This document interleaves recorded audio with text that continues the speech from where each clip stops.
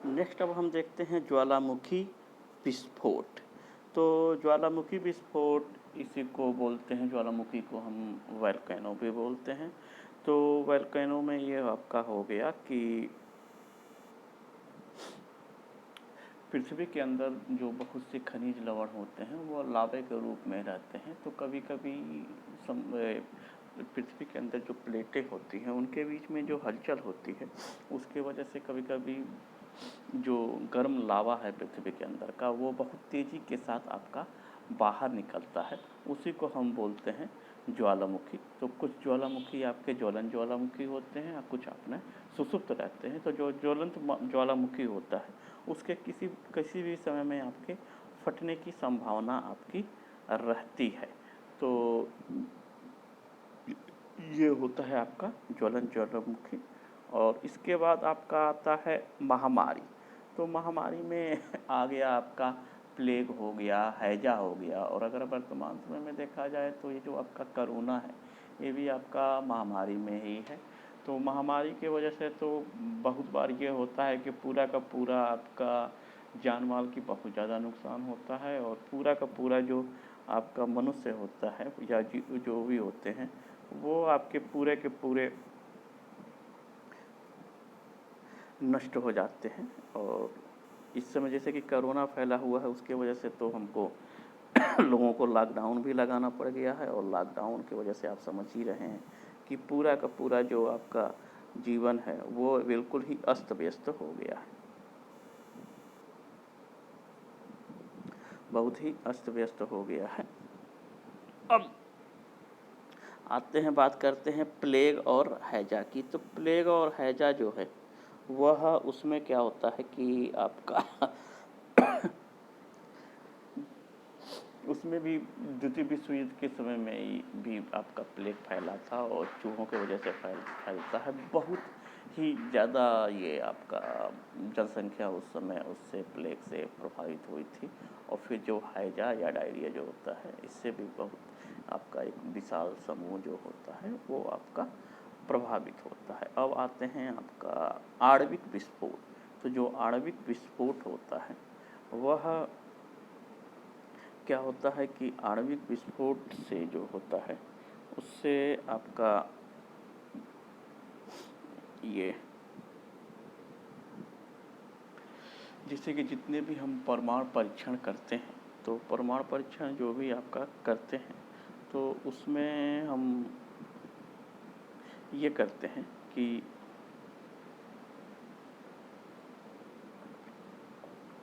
अपने देश को परमाणु संपन्न बनाने के लिए हम परीक्षण करते हैं। तो इसमें कभी कभी क्या होता है कि एक देश दूसरे देश के ऊपर बम भी गिरा देता है। तो इसके वजह से आपका क्या होता है कि काफ़ी जान माल का नुकसान होता है, और उस जो जान माल का नुकसान होता है उसकी भरपाई भी नहीं संभव हो पाती है, क्योंकि जो आपके परमाणु बम होते हैं उससे जो जान माल का नुकसान होता है वो तो होता ही होता है, लेकिन जो आगे आने वाली पीढ़ियाँ होती हैं वो भी आपका बहुत दिनों तक विकलांग पैदा होती हैं। और आपका जो जो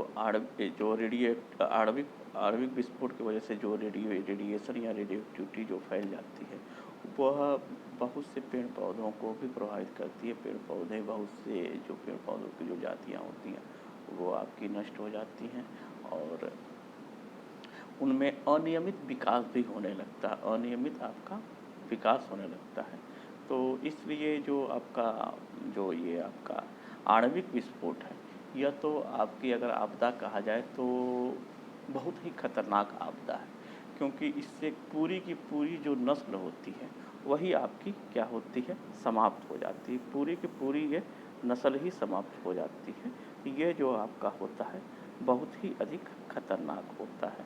और आणविक विस्फोट की वजह से ये होता है कि बहुत ही कम समय में आपका बहुत ज़्यादा नुकसान होता है, लोगों को थोड़ा भी आपका संभलने का मौका ही नहीं देता है। जैसे कि अन्य आपदाएं होती हैं तो उसमें तो कुछ भी आप प्रबंधन थोड़ा बहुत कर सकते हैं, लेकिन जो आपका आणविक परीक्षण होता है या जो आणविक बम की वजह से अगर कोई भी आपकी आपदा होती है तो इसमें व्यक्ति को संभलने का ही नहीं मौका मिलता है, और बड़ा से बड़ा शहर या बड़ा से बड़ा भूभाग होता है, वो क्षण मात्र में ही क्या होता है आपका नष्ट हो जाता है, क्षण मात्र में ही बिल्कुल वो आपका नष्ट हो जाता है। तो इसके वजह से आपकी बहुत ज़्यादा जो होती है वो आपकी दिक्कत होती है। अब आता है विषैली गैसों का स्राव। तो जो विषैली गैसों का स्राव होता है तो उसमें आप इस तरह से कर सकते हैं कि जैसे कि एक बार आपका मिथाइल आइसोसाइनेट का भोपाल गैस कांड हुआ था, जिसमें फैक्ट्री के आसपास रहने वाले बहुत से लोगों की क्या हो गई थी, मौत हो गई थी और बहुत ज़्यादा आपका जान माल का आपका क्या हुआ था, नुकसान हुआ था। उसके अलावा अभी कुछ दिन पहले आप ये सुने होंगे कि जापान में भी एक जो परमाणु रिएक्टर था, तो वहाँ से भी आपका ये जो रेडियोएक्टिव पदार्थ थे उनका स्राव होने लगा था। उसके वजह से जापान के बहुत बड़ा भूभाग जो हुआ था वो प्रभावित हुआ था। उसके अलावा कभी कभी ये होता है कि बहुत से आपकी जो औद्योगिक कारखाने होते हैं वो भी आपका डिफरेंट टाइप के आपके धुएँ चाहे और भी जो केमिकल होते हैं वो भी स्राव होता है। और स्राव में आपका इस तरह से मान सकते हैं कि बहुत सा आपका जो औद्योगिक घराने होते हैं या जो औद्योगिक कारखाने होते हैं वो क्या करते हैं कि बहुत से केमिकल को बिना ट्रीट किए ही आपका जलाशयों में चाहे खुले जो आपका ज़मीन होता है उसमें वो छोड़ देते हैं। तो ये सब होता है। और कभी कभी ये होता है कि बहुत सी जो औद्योगिक फैक्ट्रियाँ होती हैं वह सुरक्षा मानकों का आपका प्रयोग नहीं करती हैं या सुरक्षा मानकों का ध्यान नहीं देती हैं, और उसके वजह से वो क्या करते हैं कि जो आपकी प्रदूषित वाली जो गैसें होती हैं उनका वो लगातार स्राव करने लगती हैं। तो इसमें कभी कभी ये भी होता है कि उनके स्राव करने के पीछे उनका कुछ अपना एक लालच भी होता है और थोड़ा सा जो हमारे सरकारी तंत्र होता है उसकी विफलता भी होती है। तो सरकारी तंत्र की विफलता आप इस तरह से समझ सकते हैं कि कभी कभी जो स्थानीय अधिकारी होते हैं या जो भी नेतागण होते हैं वो कभी कभी उन फैक्ट्रियों के स्वामियों को के हितों की रक्षा करने के लिए जो पर्यावरणीय नियम जो भी बने हुए हैं उनके ऊपर उतना ध्यान नहीं देते हैं या कुछ हद तक क्या करते हैं शिथिलता प्रदान कर देते हैं। और ये जो शिथिलता होती है इसको जो मानव जाति होती है वो अपने बुरे स्वास्थ्य के रूप में क्या करती है, चुकाती है। और औद्योगिक क्षेत्र के पास रहने वाले लोगों के साथ यह अक्सर बहुत बार यह होता है कि उनके आसपास की रहने वाली जो भी आपकी फैक्ट्रियां होती हैं वो बहुत मात्रा में आपका स्राव करती हैं, परंतु फिर भी जो ये स्थानीय अधिकारी होते हैं वह उसके ऊपर उतना ज़्यादा ध्यान नहीं देते हैं जितना कि उनको हम देना चाहिए। अब नेक्स्ट आता है युद्ध अथवा संग्राम। तो जो युद्ध होता है अथवा संग्राम होता है वह दो देशों के बीच में भी हो सकता है, कभी कभी आपका गृह युद्ध भी हो सकता है, दो समुदायों के बीच में भी हो सकता है। तो ये जो युद्ध अथवा संग्राम होता है यह अगर उस बड़े स्तर पे कहा जाए तो दो देशों के बीच में होता है या दो संप्रदायों के बीच में भी होता है। लेकिन जो युद्ध की जो आप समझ सकते हैं कि जो बड़ी नीति होती है वो कभी भी मानव जाति के कल्याण के लिए नहीं हो सकती है। युद्ध का जो भी आपका परिणाम होता है वह हमेशा ही भयानक होता है। जैसे कि द्वितीय विश्व युद्ध अगर हुआ तो द्वितीय विश्व युद्ध में क्या हुआ था कि कुछ देश आपका अमेरिका के साथ हो गए थे, कुछ देश आपका जर्मनी के साथ हो गए थे। तो पूरा का पूरा जो आपका समूह ही था वो आपका दो हिस्सों में बट गया था, दो भागों में बट गया था और पूरा का पूरा आपका ध्रुवीकरण हो गया था। तो इससे भी बहुत से लोग मारे गए और ये हो गया। और युद्ध में जो लोग मारे जाते हैं वो तो मारे ही जाते हैं। उसके अलावा बहुत से जो आपका औद्योगिक विकास होता है वो भी प्रभावित होता है और जो हमारे अर्थव्यवस्था होती है वो भी चरमरा जाती है, क्योंकि युद्ध जो होता है हमेशा बहुत ही खर्चीला होता है। और युद्ध में जो देश भाग लेते हैं उनकी सेनाएं तो प्रभावित होती हैं, वो तो मरते ही मरते हैं। बेकसूर जो आम जन होते हैं वो भी मर जाते हैं, उनके अपने जो भी रोजगार के साधन होते हैं या उद्योग धंधे होते हैं वो भी आपका प्रभावित होते हैं। और आप समझ सकते हैं कैसे प्रभावित होते हैं कि मान लीजिए अब कहीं पे भी अगर दो देशों में युद्ध हो गया, चाहे किसी प्रकार का भी कुछ हो गया या सीमा पर विवाद ही हो गया, तो सबसे पहले क्या करते हैं कि वो देश एक दूसरे के यहाँ से जो सामान आपूर्ति होती है उसको बंद कर देते हैं। तो उससे क्या होता है कि सीमावर्ती जो लोग रहते हैं उनको बहुत बार ये होता है कि खाद्य पदार्थों की, चाहे खाद्यान्न की कमी हो जाती है। और कोई भी देश सिंपली आप इस तरह से भी समझ सकते हैं कि सारे जो देश होते हैं वो अपनी खाद्यान्न की पूर्ति जो होते हैं सो में अपने संसाधनों से नहीं कर पाते हैं। बहुत सी चीज़ों में या बहुत से खाद्यान्न के लिए, चाहे या बहुत से पदार्थों के लिए क्या करते हैं कि वो दूसरे देशों के ऊपर निर्भर करते हैं। जैसे कि अपने यहाँ ही है, अभी भी अगर उस तरह से कहा जाए तो प्याज और चाहे चीनी भी कभी कभी हम दूसरे देशों से आयात करते हैं। उसी तरह अन्य देश भी हैं, वो हमारे यहाँ से बहुत सी चीज़ों को आयात करते हैं। तो जब भी अगर युद्ध होता है तो वह आयात और निर्यात क्या होता है, बंद हो जाता है। तो इससे जो हमारे होता है राजस्व की क्षति होती है। और फिर क्या होता है कि अगर कोई भी युद्ध हो रहा है तो उसमें सरकार का बहुत ज़्यादा पैसा खर्चा करना पड़ता है, क्योंकि विभिन्न आपके रक्षा उपकरण खरीदने पड़ते हैं, विभिन्न हथियार खरीदने पड़ते हैं, मिसाइलें खरीदने पड़ती हैं, जिनकी कीमत जो होती है बहुत अधिक होती है। तो जो पैसा हमारा, आप सिंपली समझिए कि जो विकास में लगाना चाहिए उसको हम अनप्रोडक्टिव चीज़ों में लगा रहे हैं या गैर ज़रूरी चीज़ों में लगा रहे हैं। तो जो हमारी अर्थव्यवस्था का बहुत सा हिस्सा युद्ध के समय में क्या होता है, युद्ध में खर्च हो जाता है। और बहुत से जो हमारे सैनिक भाई होते हैं या अन्य लोग होते हैं वो भी क्या होते हैं, अपंग होते हैं। तो इस प्रकार से हमारी आर्थिक क्षति तो होती ही होती है, प्लस हमारी क्या होती है, आपकी मानवीय क्षति भी होती है। और जो मानव अपंग हो जाते हैं तो उनको इतनी आसानी से हम रिकवर नहीं कर सकते।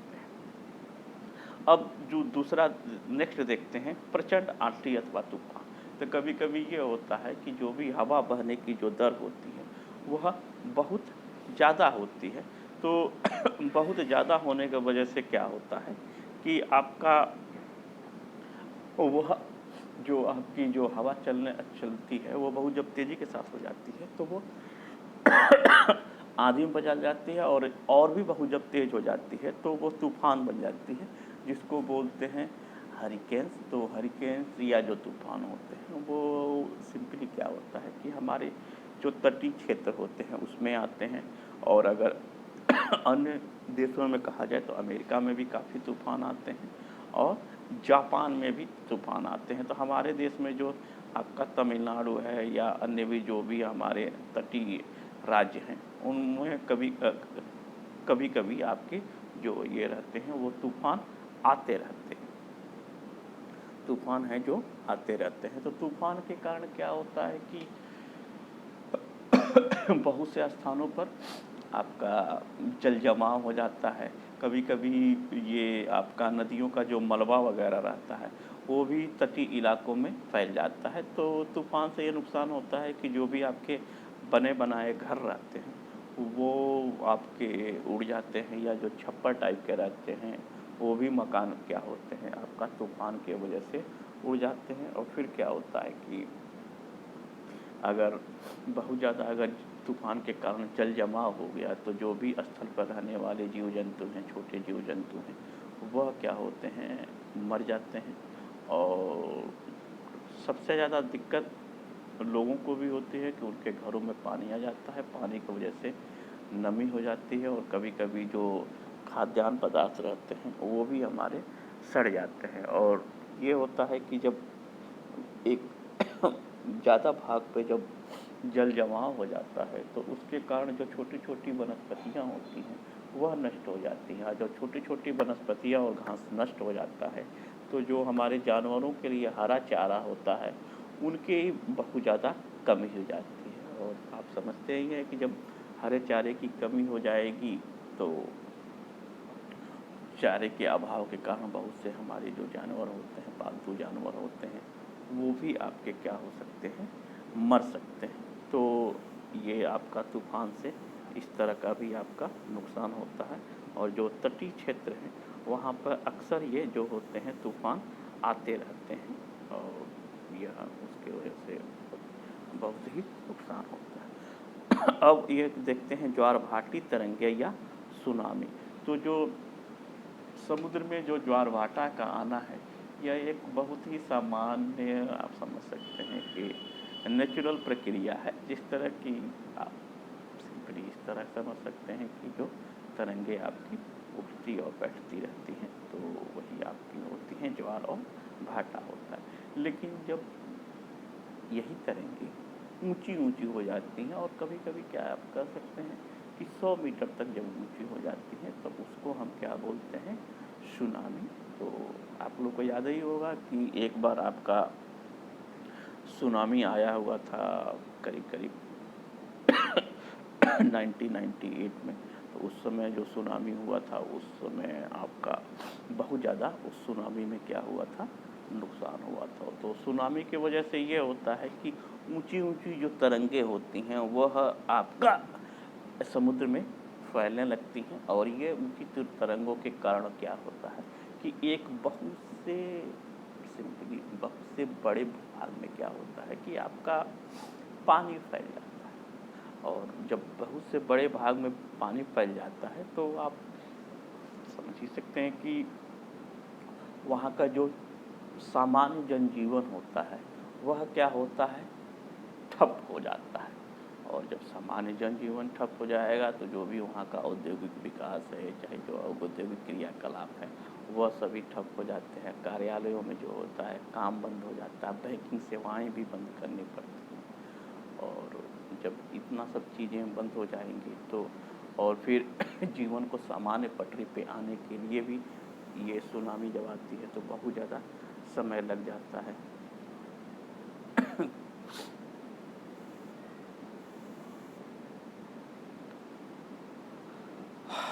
अब देखते हैं आग लगना।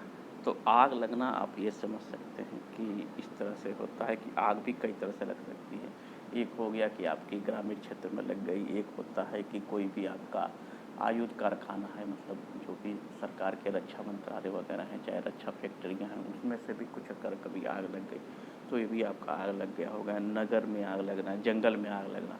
तो आप लोग को इस समय याद ही होगा कि अभी क्या हुआ था कि ऑस्ट्रेलिया के जंगलों में भीषण आग लगी थी। उससे क्या हुआ था कि वहाँ का पूरा जो भी आपका जो जंगल का जो इकोसिस्टम था, वो बहुत बुरी तरह से प्रभावित हो गया। और जब जंगल में आग लगती है, तो यह बहुत ही प्रचंड रूप में लगती है। प्रचंड रूप का मतलब ये कि चारों तरफ पेड़ ही पेड़ रहते हैं। तो जो जंगल की आग है, वो बहुत ही बड़े भाग में क्या होती है, फैल जाती है। तो जब समझ ही सकते हैं कि जब बहुत बड़े भाग में फैल जाएगी, तो जो नुकसान होगा वो भी बहुत ज़्यादा होगा। तो जंगलों की जो बहुत सी दुर्लभ वनस्पतियाँ होती हैं, वह नष्ट हो जाती हैं। और वहाँ का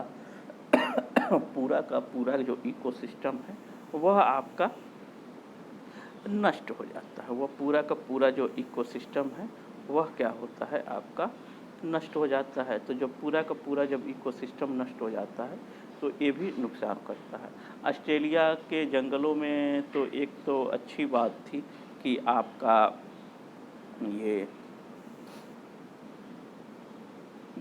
भगवान ने कुछ दिनों के बाद सब सारे लोग की या सारे विश्व की करुण पुकार सुन ली और बारिश कर दी। तो नहीं तो उसकी भयावहता और ज़्यादा रहती।